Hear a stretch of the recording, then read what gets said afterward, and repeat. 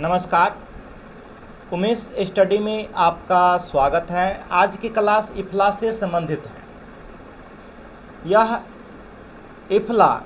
इफ्ला का अर्थ होता है international federation of library association and institution. Institution शब्द जो है बाद में जुड़ा, 1976 ईस्वी में जुड़ा। इसका पहले जो है नाम था सीधे इफ्ला। ये आई शब्द जो है बाद में जुड़ा है, 1976 में जोड़ा गया है। और आज की क्लास जारी रखने से पहले मैं सुनील ठाकुर जी का कमेंट का मैं रिप्लाई देना चाहता हूं। सुनील ठाकुर जी कमेंट किए हैं कि सर यूनेस्को का जो है आप पहले उसका थोड़ा क्लियर कर दीजिए। उनको प्रॉब्लम यह है कि यह यूनेस्को का जो है गठन जो हुआ था 16 नवंबर 1945 ईस्वी को, और यह धरातल पर जो काम करना जो है 4 नवंबर 1946 ईस्वी से शुरू किया। तो इसमें जो है उनको कन्फ्यूजन है। क्या कन्फ्यूजन है कि सर यह 16 नवंबर 1945 और 4 नवंबर 1946 दोनों को आप क्या करें, कॉन्सेप्ट को क्लियर कर दीजिए।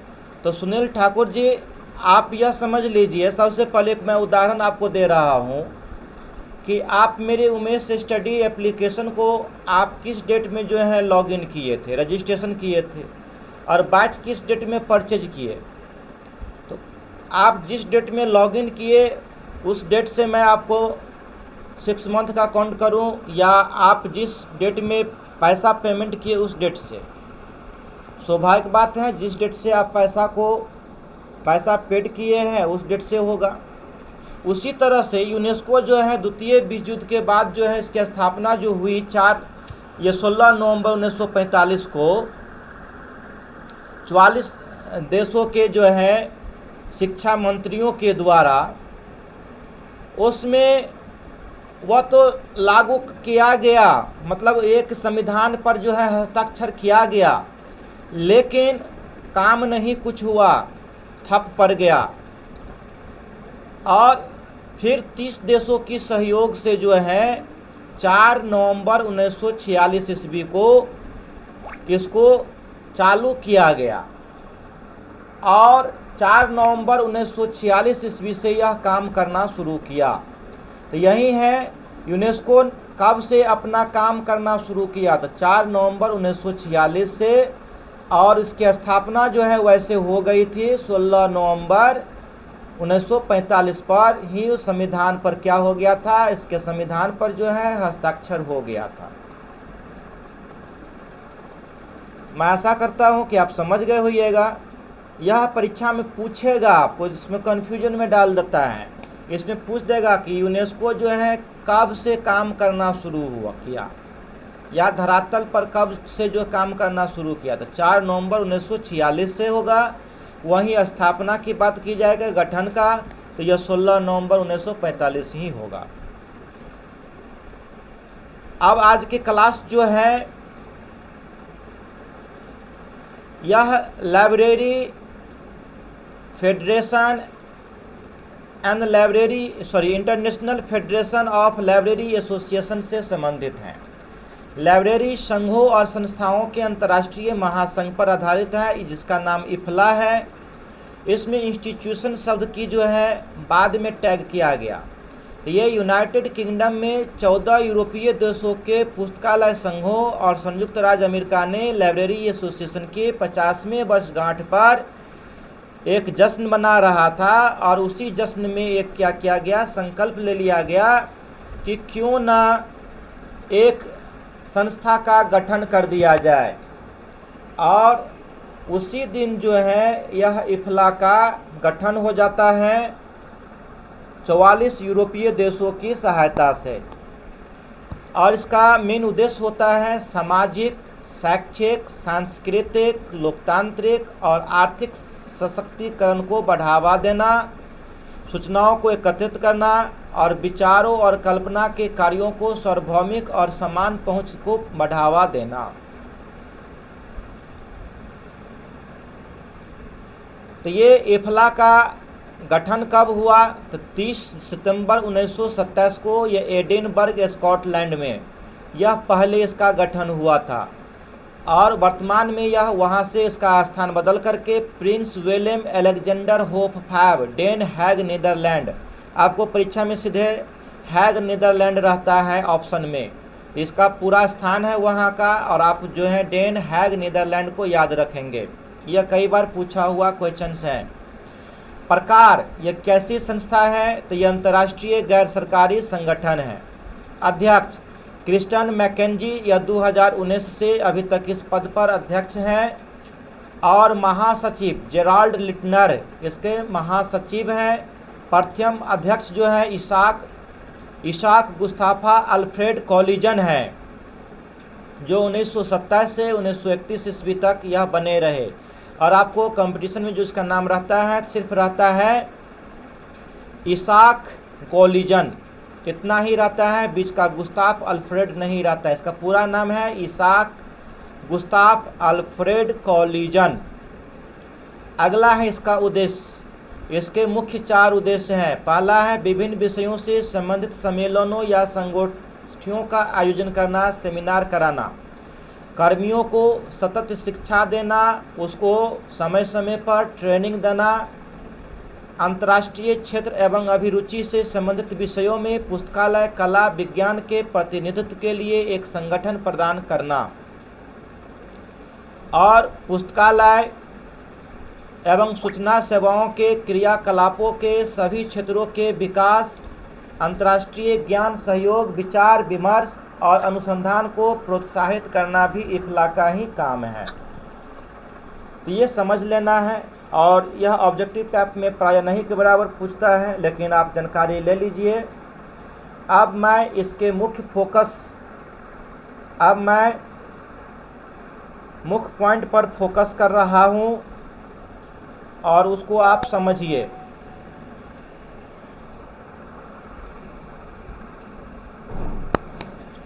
सबसे पहला है इफला के साथ इंस्टीट्यूशन शब्द कब जोड़ा गया? जब नीदरलैंड उसके क्या किया गया, स्थान को बदल दिया गया, तो उसी समय 1976 में क्या कर दिया गया, इंस्टीट्यूशन शब्द को जोड़ दिया गया।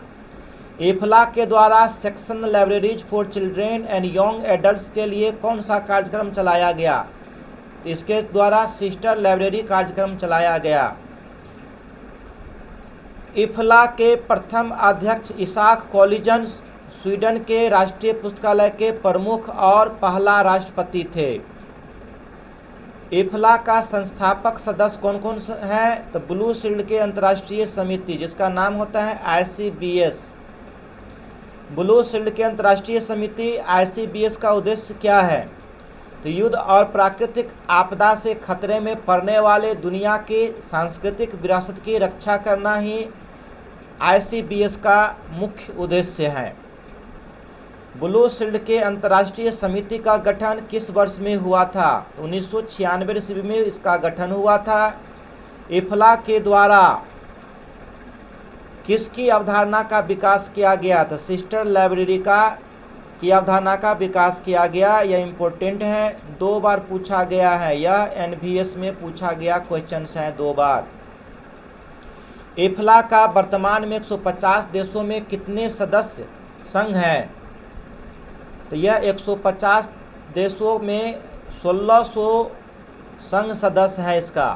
इफला के सहयोग से यूनेस्को के किस में संशोधन किया गया? तो पब्लिक लाइब्रेरी मैनिफेस्टो में, यह भी 2 बार पूछा हुआ प्रश्न है। और इफला पिछले कुछ वर्षों से संयुक्त राष्ट्र के निर्माण हेतु सक्रिय रूप से जुटा हुआ है। इसका मुख्य उद्देश्य है 2030 एजेंडा, वहाँ तक विश्व के अधिकांश देशों को इसके साथ जोड़ देना और इसका संघ सदस्य बना देना, और शिक्षा के क्षेत्रों में, समाज के क्षेत्रों में विकास करना। इफला वार्षिक विश्व पुस्तकालय और सूचना कांग्रेस को प्रायोजित करता है। इफला के द्वारा FRBR का मतलब इसका पूरा फुल फॉर्म होता है functional requirements for bibliography records. यह 1998 ईस्वी में यह मॉडल का विकास किया गया था, किसके द्वारा? इफ्ला के द्वारा। तो ये पूछ देगा FRBR मॉडल का जो है विकास किसने किया? इफ्ला ने। कब किया? तो 1998 में। या इसी क्वेश्चन को इस तरह से पूछ देगा, कहेगा इफ्ला ने 1998 ईस्वी में किस मॉडल का विकास किया? तो FRBR मॉडल का। और ऑकलैंड न्यूजीलैंड 2020 में सम्मेलन की मेजबानी करने वाला कौन सा सम्मेलन का? इफ्ला का होने वाला था, लेकिन कोविड-19 के चलते यह क्या हो गया? कैंसिल कर दिया गया। अब यही जो है 2022 में अगस्त में यह आयोजन होगा। International federation of library association institution, IFLA के द्वारा आपको वैचारिक इकाई संबंध model, conceptual initiative relationship model CERM का विकास किया गया। सार्वजनिक पुस्तकालयों का जश्न मनाने के लिए इफ्ला के द्वारा कौन सा पुरस्कार दिया जाता है? तो public library of the year. यह भी 2-3 बार पूछा हुआ प्रश्न है। इफ्ला का वार्षिक सम्मेलन 2020 में कहाँ आयोजित किया गया? डबलिन में। इफ्ला का वार्षिक सम्मेलन 2020 में अब किस वर्ष आयोजित किया जाएगा? तो अगस्त 2022 में। इफ्ला का वार्षिक सम्मेलन 2020 का थीम क्या था? तो how to get engaged and connect libraries in the intelligence dialogue, यह इसका थीम था। और 19 में इसका थीम था लाइब्रेरीज डायलॉग फॉर चेंज। हर साल थीम बदल जाता है इसका। FRBR का विस्तार फरार के रूप में, माने यह इफ्ला का ही एक मॉडल है फरार। यह 1998 में ही इसका भी क्या किया गया था? विकास किया गया था। फरार का अन्य नाम है फ्रॉड। इसी को functional requirements of authority data भी कहते हैं। यह फरार का ही दूसरा नाम फ्रॉड है। कोई R से रॉ लिखता है, कोई D से रॉ लिखता है, इसलिए फरार और फरार ये दोनों इसी का है। और फरार का तत्व क्या है? Find, identity, contextualise and justify. सबसे पहले आप खोजिए, पहचानिए, प्रासंगिक बनाइए और औचित्य दीजिए, अर्थात खोजिए, पहचानिए, चयन कीजिए और खरीदिए। फरवरू का पूरा नाम क्या है? FRBR only oriented. इफ्ला के द्वारा कौन कौन से पुरस्कार दिया जाता है? तो ये 5 पुरस्कार जो है अभी तक दिया गया है, 2014 से लागू हुआ था। सबसे पहला पुरस्कार जो है कैरिजिबिनम लाइब्रेरी ऑस्ट्रेलिया को मिला था। 15 में किस्टा पब्लिक लाइब्रेरी स्वीडन को मिला था। 2016 में डॉक 1 डेनमार्क को मिला। और 2018 में कॉप ये गोरेफ बिब्लियोथेक स्कूल 7 नीदरलैंड्स को ही मिला। और 2019 में Audi Helsinki central library Finland को मिला। 2020 में तो कैंसिल ही हो गया, इसका आयोजन ही नहीं हुआ, इसलिए 2020 में नहीं मिला। अब 2021 में किसको क्या होता है? देखिए, आयोजन होता है कि नहीं होता है, क्या होता है? यह कोविड-19 के चलते 2021 का कॉन्फ्रेंस जो है वर्चुअल कॉन्फ्रेंस है और यह काल्पनिक होगा, मतलब जो लग रहा है यह डिजिटल मोड में ही पूरा होगा। और 2022 का डबलिन आयरलैंड में है। और 2030 में Rotterdam the Netherlands with hybrid components, ये 2023 में होगा। अब कल जो क्लास होने वाली है रिसोर्सेज शेयरिंग, उसका भी क्लास आज मैं कर रहा हूँ और कल जो है रीजनिंग की क्लास चलेगी। संसाधन सहभागिता, रिसोर्स शेयरिंग लाइब्रेरी द्वारा उनकी पुस्तकों को एक दूसरे के साथ साझा करने की प्रक्रिया को संसाधन सहभागिता कहते हैं। आप अपने मोबाइल में एनीडेस्क या शेयर मी या ब्लूटूथ या वाईफाई के द्वारा या ईमेल के द्वारा या अन्य माध्यम के द्वारा जो डेटा को शेयर करते हैं वो क्या है? रिसोर्स शेयरिंग ही है। इसके अंतर्गत सभी लाइब्रेरी का एक समूह ग्रुप्स होता है जो एक दूसरे का सहयोग करता है। जो बुक्स आपके लाइब्रेरी में नहीं है, आप किसी दूसरे लाइब्रेरी से उस बुक को क्या कर सकते हैं? यह शेयर कर सकते हैं और अपने कस्टमर को प्रोवाइड कर सकते हैं। इसी उद्देश्य से इसकी स्थापना हुई थी रिसोर्स शेयरिंग का, लाइब्रेरी रिसोर्स शेयरिंग का।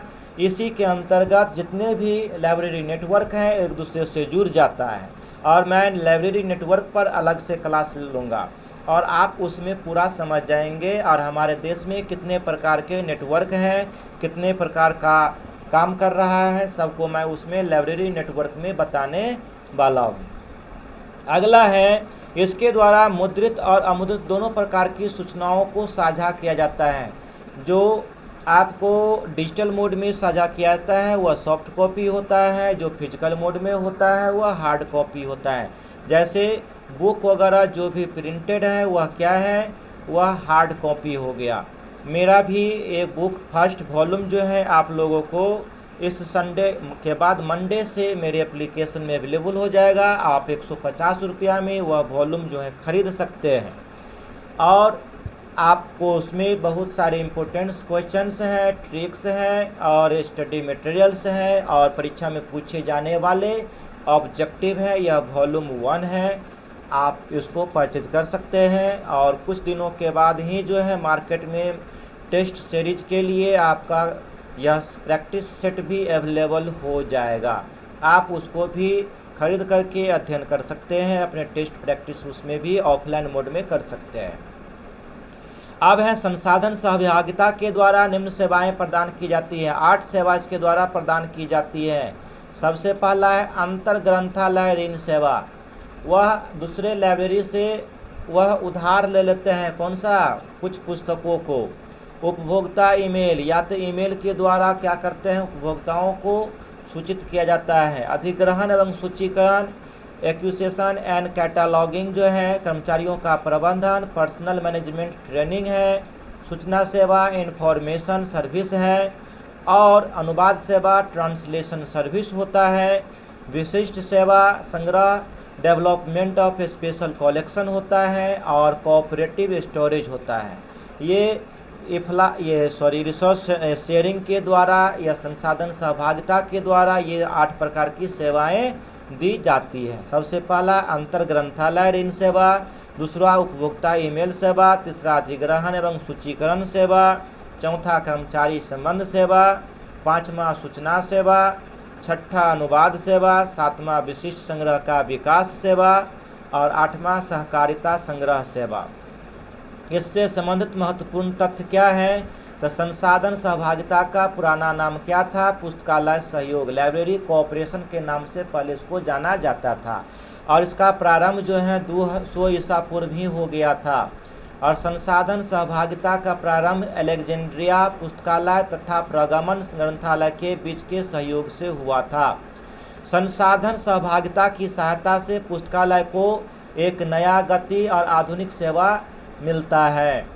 और विश्वविद्यालय में संसाधन सहभागिता की आवश्यकता 1970 में महसूस की गई थी और यह भी 3-4 बार क्वेश्चन पूछा हुआ है, इसलिए इस पर ध्यान देना है। तो यह विश्वविद्यालय में सहभागिता, संसाधन सहभागिता की जो है कब अनुभव किया गया था, तो 1970 ईस्वी में। वीमर तथा जीन ने संयुक्त रूप से एक संघीय सूची का निर्माण किसके सहयोग से किया था, तो HC बैटन की सहयोग से किया था। ग्रंथालयों के बीच सहयोग स्थापित करने का काम किसने किया, यह यूनिसिस्ट ने इसका काम किया। यूनिसिस्ट का पूरा नाम क्या है, तो United Nations information system in science and technology, ये यूनिसिस्ट का पूरा नाम होता है।